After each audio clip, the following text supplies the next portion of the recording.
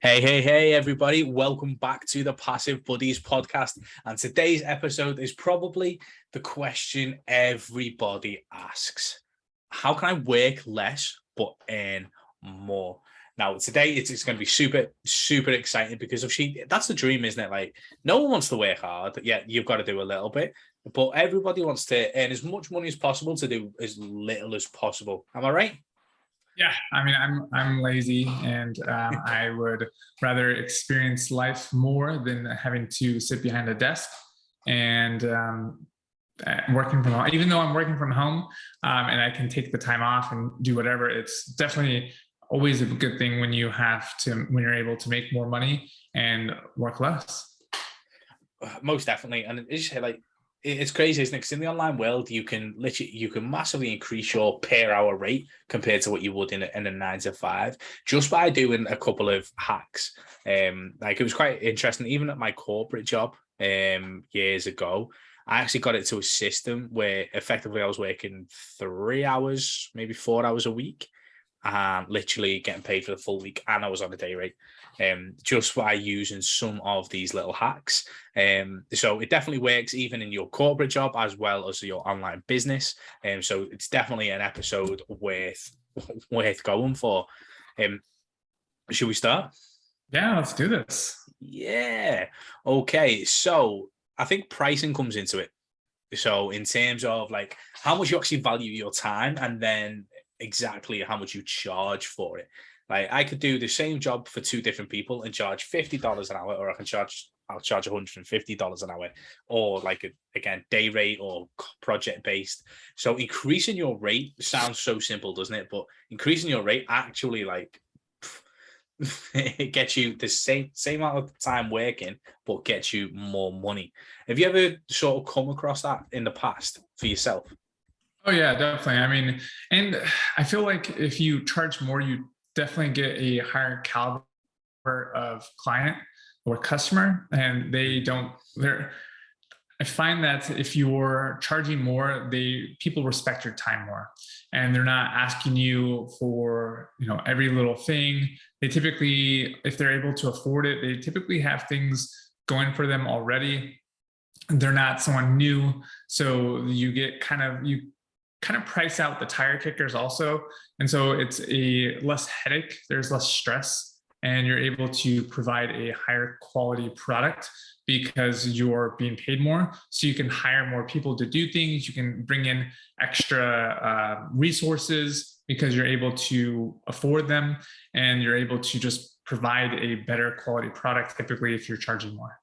So yeah, so charging more, you get less headaches, you get people who are less desperate, like especially in the online space. Like if people are like clinging to that $500 for the service that you're about to provide and literally really don't want to hand it over, but they know they've got to, you're going to be in trouble because you're gonna get pecked every day. You're gonna get your head pecked every day. Like so many different questions, like all the time, like micromanaging you because they're so nervous about letting that money go. Um, Yeah. so it becomes a massive headache. Then because you've charged so little, as Brandon says, you've probably got to do the work yourself because you can't afford anybody, which means that has instantly increased your workload just by taking that little $500 payment or $1,000 payment. Like it's massively like it's so cheap that you're probably gonna have to do the work yourself, which means you're then devaluing your per hour like time, like how much you value yourself per hour. So then it just reduces any sort of scalability that you have by charging so little. So don't let any money objections, any money beliefs, limiting beliefs in yourself reduce you to charging less. Now, this will probably come from you in terms of if you're desperate for clients, if you're desperate for that money, you will take any money that comes in. And that is possibly the worst position you can be in. So even before you get to that client scenario, you have to know like you can't be desperate, otherwise that's just going to cause you a world of spiraling pain. Yeah. Agree? Yeah, I mean, I remember just charging super inexpensive things I'll give you a perfect example. I remember being my first being first online, just starting out, to be my friend on Facebook was my first offer. And I was a personal trainer, and I just put up this offer. I modeled a guy called John Vaughn, and one of his first offers was, I don't know if it was his first offer, but his offer was like, become his friend on Facebook, and it was like $7. So I modeled him, and I did the same thing, and actually people bought into it, and it was a recurring model of $7. But I would make more money training than I would be being their friend on Facebook. But I felt like I needed to give them more because it was online, and that's really not the case. And people were paying, I think, $100 an hour to train with me, and for them, they were paying $7 a month to be my friend on Facebook. But I felt like I had to literally do all these things, teach them all these things, which I was just kind of learning myself. But it was not worth my time, and I learned very, very quickly that people wanted the world for $7, and I wasn't willing to spend hours of a day just providing content for $7. So yeah, it was definitely not worth it. But it got me my first $7 online, and I was like, this is the greatest thing ever. So it just gave me the confidence that you can actually make money online selling anything. You 100% can, because like, obviously, as you say, your offer was to be your friend on Facebook, and yet you still actually got people buying $7 to be your friend on Facebook, which is technically a free thing to do, but it was the knowledge that you were selling on the back of that actually made it an attractive deal. But it comes with headaches at $7. It always does. Now, if you want to charge higher, like higher clients and higher cash, actually less clients, charge more, greater profits, and then you can actually run a business. One of the things that can massively help you in that, because we talked about the desperation. So we talked about the desperation of securing that client. Now, what you need to remember, guys, is retaining a client, whether it's a service, whether it is a software recurring income, like that retention, those build up of retention of clients takes away that desperation. Like, I remember like early on in our agency, like we were churning through clients like crazy. Like the max we could keep a client was 3 months, and that was it. We were dead. So we were permanently on our toes trying to chase that next client and building up that pressure. Like, shit, we need this one. Shit, we need this one, because we know they're gonna leave at the end. And that was horrendous. And that created that desperation that I'm talking about. So what we done is we focused literally on. We stripped a few things down to take away the outgoing pressure, and we went, right, okay, I'm not going to go for any clients right now. We're just going to make sure we can keep these.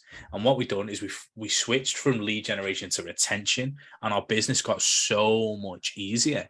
Instead of like focusing on that sales and marketing department, which we knew we'd need to go back to, but let's get the retention right and let's keep our clients. And now we've got clients that have been with us for like over a year, 2 years, just by focusing on that retention, which then has took away the desperation. It's took away the shit, I need to get a client. So having that recurring income, whether it's through a service, through a subscription, through any affiliate marketing that you've put out there, like those like subscription models, building that up as part of the passive income triangle reduces the requirement and the pressure on the higher ticket stuff, that allows you to work less, because it's so much easier just looking after a client than it is trying to get a client. So you end up working less, but earning more on the back end, because obviously then you don't need this whole big strategy on the outgoings, and obviously you can reduce that monthly stuff that you need just working. And this is where we move into hiring a VA. So letting your VA manage the client and do all the work for the client, which is literally what's happening right now. I'm getting Slack messages in a Slack channel about a client that's being serviced by a VA that I'm literally doing nothing with but making money. I'm sat here recording a podcast while my VA is literally making the money for me. I love that. Yeah. So I'm working less, because obviously, guys, I'm now basically preaching the exact same method to you that is working for me. So obviously, having those VAs, being able to outsource those systems and outsource the manual tasks that you have to do, again makes you work less, which then allows you to focus on making more money and increasing your profits in different places. That could be on lead generation, that could be on some plugging in affiliate marketing software subscriptions into your either your agency, your online business, or anything, and then plugging that in and having a VA manage everything. Like Brandon does exactly the same with the super sweet tools. I'd say you're more in charge of marketing if and when you choose to do it, and then your like your partner, like your software guy, literally handles completely the rest. Yeah, I mean, I'm not a programmer, so he definitely keeps up with the tool itself, does all the troubleshooting, does all the programming. When someone is having an issue and they message me, I just tag him in a message and put them in a group chat, and then he does pretty much all the customer service. So it makes it really easy for that. And then we kind of made it in a way where it's less us and more of other people, because we created a white label product. So now it's the customer service is on the white label people, because they kind of own the product in a sense. And we only really have to focus on when Facebook has a hiccup, they change their code and one of the tools isn't working, because instead of groups dot whatever, it's communities / whatever. It does. I mean, that's just an example. I don't think they've done that yet, but there's little things where Facebook will change the way something is positioned, or the way a link is redirected. So little fixes like that we had to fix, versus the customer service side, where if they own the white label, they're showing them how to use the product, they're showing them how to find leads, and we're just collecting on the back end. So it makes it really, really easy. And so that's what's so great about having a VA or a partner to share some of the responsibilities. And as you said, like obviously I spoke about VAs, but your program is more of like a JV partner, would you say? I wouldn't say it's a joint venture. Yeah, I would say it's like a joint venture. I pay him a percentage of the total revenue, and I collect most of it, and I do very little.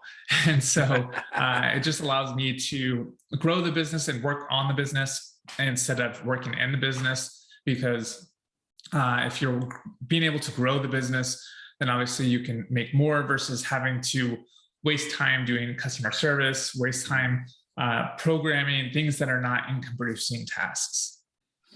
Perfect. Okay. So as you said, like outsourcing, like leveraging other people's time. So basically you've only got like 24 hours in a day, haven't you? Like 8 of them you're probably sleeping. So you're down.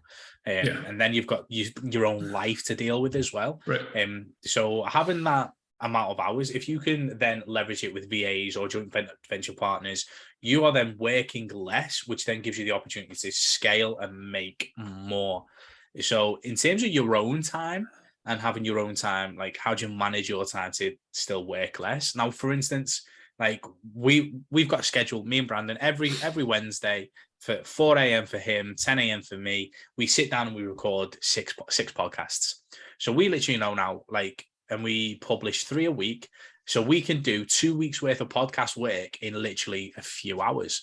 And then that's by having that schedule, having that dedicated time. And the last thing that I'll talk about in a minute, that has allowed us to actually really scale this podcast, which is actually going to hit 100 episodes but before the end of this year. Obviously, so we're super excited for that. Yeah, definitely. It's crazy just by having that schedule. Like me and Brandon have committed to a time, like a 3-hour time slot, and we literally bang these out consistently. And I'd like to say with good quality. You guys can obviously let us know by subscribing, liking, and commenting. But by having that schedule, I'm the same with my YouTube videos. I'm the same with my TikToks. I'm the same with all of that, like batch creating and batch doing anything. If I'm going to do absolutely anything, whether it's creating content, emails, or whether it's systems, automations, I sit down, I dedicate a block slot into it. And it's like, right, okay, everyone leave me alone. Here's my schedule. This is what I'm doing. And literally, I'm going to go absolutely smash it. And that allows us to work hard in small segments instead of dragging it out throughout the day and working all day. So I know, if you like, for instance, after we finish today, I'm not going to do absolutely anything else for the rest of the day. I'm going to go pick up my kids because they finish early. Great. And then the 6 week summer holidays start. So, Nice. but me and Brandon, by having our schedule and having our systems in place, we're literally we're podcast up right up until the end of August. So you'll probably get this around the end of August. And so we would have already had our 6 weeks holiday, but by having that schedule, we can free things up massively. But the schedule doesn't work, and the content and all of it doesn't work unless you automate as much as you can. Like, for instance, like Brandon, what's your experience of some of my automations in Slack when things are kicking off, when things are Oh popping off? man. So like when a tab is moved in Trello, there's a post in Slack. When there's a new client coming in, there's a post in Slack. When something needs to be done, or when it's someone else's turn on to edit something, that's automated. So all sorts of crazy messages go through Slack.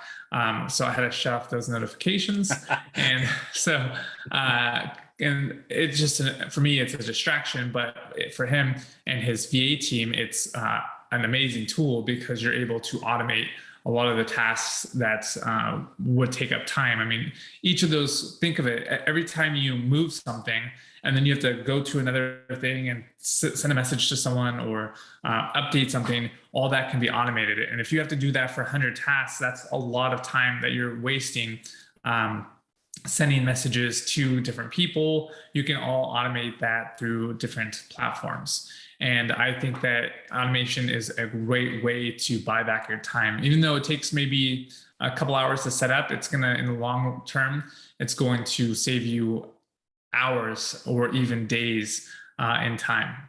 It's absolutely crazy. Like Brandon said, obviously the Slack messages that pop off, as you say, when things move, as you say, like all that micro management, that admin management of the VAs, the staff, etc., is all done by obviously having these automations. So I literally know I don't have to tell the guys; it gets added to their task list. They get notified, and it's literally I can just leave it alone once I've done our bit, which is recording. You can also automate scheduling. You can automate your emails, like. Yeah. I've spoken a previous one about email marketing, so go back to that one about your email list. But I've literally got 30 emails lined up, all automated regular touch points with potential clients. So when someone comes through one of my lead magnets, they go through a specific 5-day series, and then they move into a general series, which will promote affiliate products, my own products, etc. Which means I don't have to email these guys for like 35 days because it's all set up, it's all automated, and I'm using this system to grow my YouTube channel, my Instagram, our podcast, and then obviously the products as well. So I'm using that whole automated ecosystem to then grow all the other platforms. So it's literally just all linking in with a great automations. And obviously, as you can see, I'm pretty excited about automations. Yeah. So I could literally talk about it all goddamn day, because it's just so vital, like absolutely vital in your business, and especially your online business. It's crazy how much you can actually automate if you think about it. So the two softwares that we use for our automations is Zapier or Zapier, depending on where you're from, and Pabbly Connect. So I'll leave some links in the show notes for those two. Because just automating different tasks in your business, that we automate on average over 750 tasks a month. And Pabbly Connect, I mean, I have it. I haven't set it up yet. I was using Zapier for a while, and it does, I mean, they're both awesome, but I think that I just need to use, I bought the lifetime thing, I think. Yeah. And it's amazing. It does pretty much everything with Zapier does, but through API strings. Yes, yeah, they're both obviously very, very good tools. Zapier's obviously got Zapier's got some great automations. Pabbly's the same. Just with Pabbly, as you say, you've got those lifetime deals and stuff like that. Yep. So you can avoid paying monthly. And as long as you've got an online business, you're gonna need an automation tool. So definitely check out the two below, because it's insane. As I said, over 750 tasks that I don't have to do, that gets automated, that helps manage my staff, helps manage my scheduling, and helps manage absolutely everything to grow this business. So I'm working less, I'm making more. Yeah, I love that. I mean, it's funny because I automate. I'll give you a perfect example. I was looking through my automations on my email, and I was like, oh, I sent it a picture of it to our on Facebook inside our inner circle, and I was like, this is why it's important to have uh, a abandoned cart sequence. This is an automated email. I had someone opt in for our super Facebook tools, and then they from there they what's clicking. From there they essentially um, got an email that said, hey, did you like accidentally close the tab, or did we do something wrong, or something to that extent? And then they got a second email that was like, hey, it was just follow-up sequence. And by the third email, they bought. And it was right after they got that abandoned cart sequence third email. And so and I didn't have to send any of those emails. And if you can imagine having hundreds of people opt in and then having to send them each an email every single day, and figure out which time they were, which day they opted in, and what day of the sequence it is, and all that, it just takes up a lot of time. So having that abandoned cart sequence, having these email responders, having a funnel like you have using Clickfunnels, all these are links down below that you should definitely check out, because they will definitely help grow your business. So I highly, highly recommend using automation to work less and make more. 100%, guys. So obviously, in a nutshell, to wrap that one up, it's obviously try and charge more, or do charge more, and work with fewer clients. That will get rid of the headaches. That will allow you to outsource, because the money will be there to outsource the job, obviously, to a cheaper country. Focus on retention and recurring income, because that will take the desperation away from chasing the clients, which means you can then obviously have a core focus that allows you again to sit back, let things be managed by your VAs, etc. So using VAs and JV partners, leverage other people's time to allow more money to come in. Schedule your blocked working time. So don't just, I'm working all day today because I am. Like, schedule that time, really hone in, really focus on what that task is, and turn off all your notifications, and that will get you'll work less time but achieve more output, which then should directly make you more money. And then automate the hell out of your business, guys, with like some of the softwares that we've mentioned, like Clickfunnels, like Pabbly Connect, Facebook Super Suite tools. You can automate Facebook messaging and adding friends and all that like good stuff. And then obviously your emails as well. And then all of those things tied together will allow you to work a hell of a lot less than you need to, and still bring in that money, whether it's high ticket sales or recurring income. Anything else, Brandon? No, I mean, it's funny you keep mentioning scheduling, and I actually use a attention journal, which allows me to write down what I need to get done. And a lot of people waste a lot of time just kind of letting the day happen versus being intentional about what you're going to do. And so if you can schedule out your day, you'll get a lot more done in the day.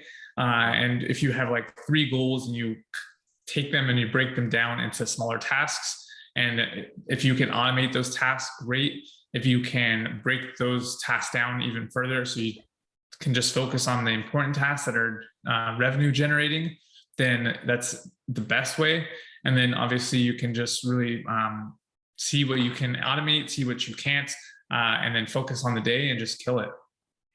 Absolutely love it. Okay, guys, if you've stayed till the end, thank you so much. Greatly appreciate it. And please like, comment, subscribe. Obviously, really helps the channels and the podcast. And we will see you on the next episode. Peace.